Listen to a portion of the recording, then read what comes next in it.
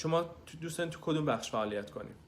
فرانت و بک با هم. این یعنی پشت و رو با هم میکنیم. خب گل پشت و رو نداره. این یعنی شما تمایل داریم برنامه‌نویس فول استک دیولپر پروگرام بشین. از همین لحظه اسم HTML CSS رو نیارید. یعنی فرانت کارا برنامه‌نویس نه، نیستن؟ اونا استایلیستن. با چه زبانی شروع کدوم کشور زندگی میکنیم؟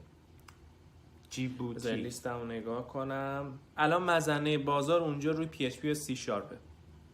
ASP.NET زبان نیست، اون علوم پایه است، مثل فیزیک، ریاضی، شیمی، کیمیا.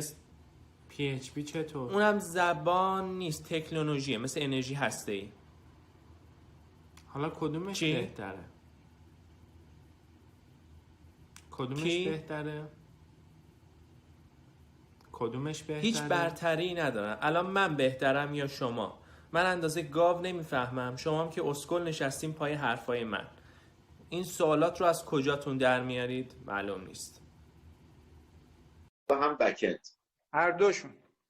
بسیار خوب. اگه هر دوشون رو میخواین کار کنید، پس شما تمایل دارید یک برنامه‌نویس باشید و یک برنامه‌نویس فول استک دیولپر.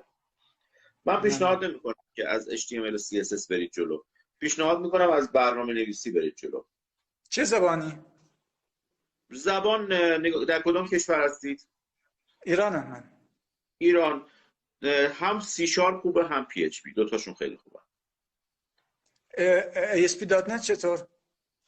ASP.NET زبان نیست، یک ابزاریه به سمت سرور که در کنار سی شارپ کار میکنه. از زبان نیست، مثل PHP. نه، PHP هم تکنولوژی هم زبان، همه چی تو دل خودش داره. در ASP.NET شما یه تکنولوژی دارید برای خدمات به سمت کلاینت و ابزارهایی که حالا کمکتون کنه برای برنامه‌نویسی سمت سرور و با سی شارپ کار میکنه. PHP هر دوتاش با همه دیگه. پس PHP بهتره با این حساب؟ PHP بهتره؟ PHP بهتره؟ هیچ برتری ندارم. هیچ گونه برتری ندارم.